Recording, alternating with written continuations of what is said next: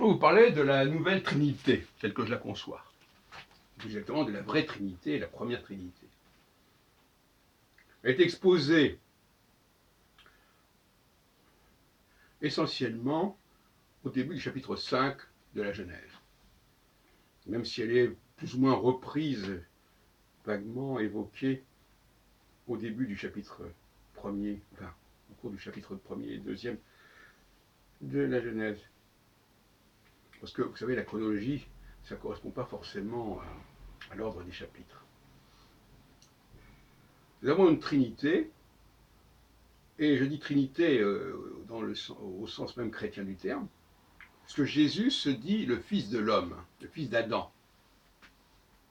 Et le Fils d'Adam, c'est le troisième personnage de la Trinité de la Genèse.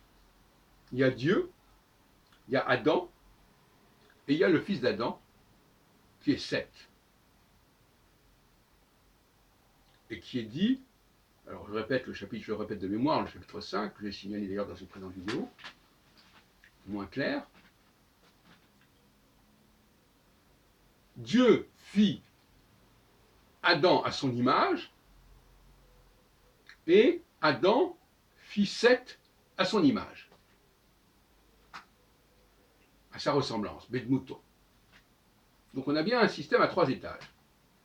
Adam est un personnage intermédiaire entre Dieu et Seth.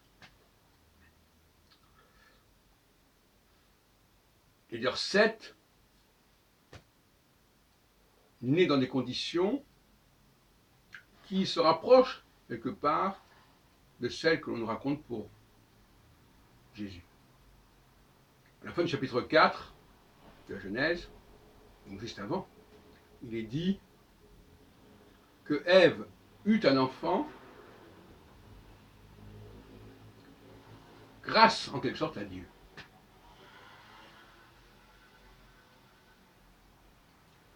Relisez le passage, vous verrez, Dieu a remplacé, bref, on a l'impression qu'il y a quelque chose de l'ordre de Dieu qui a permis à Ève d'enfanter Seth. Donc je ne suis pas très loin de ce qu'on dit sur la naissance de Jésus par le Saint-Esprit au chapitre 1er de l'évangile de Matthieu.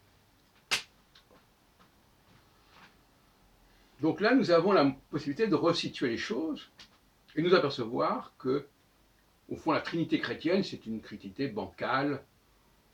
On essaye de... Alors, c'est assez amusant parce que, d'une certaine manière, le Saint-Esprit devrait se situer entre Dieu et l'homme, et non pas en troisième position.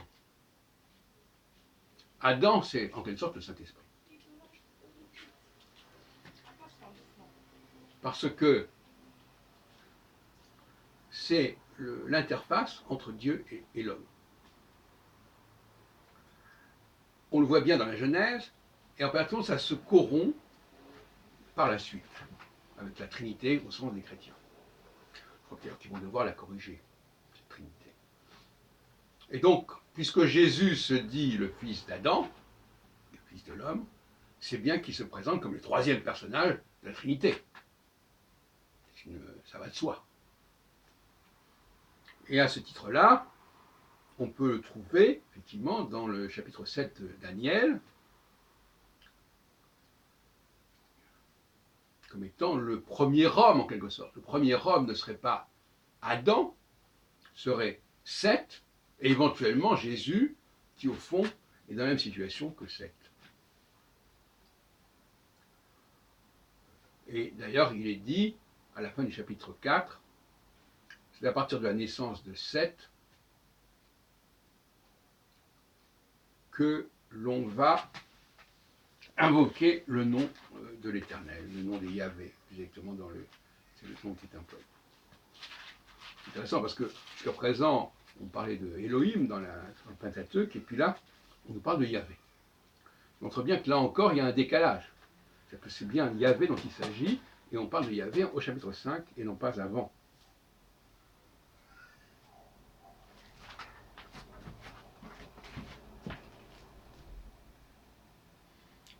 Seth, à son tour, eut un fils, il l'appela Enoch.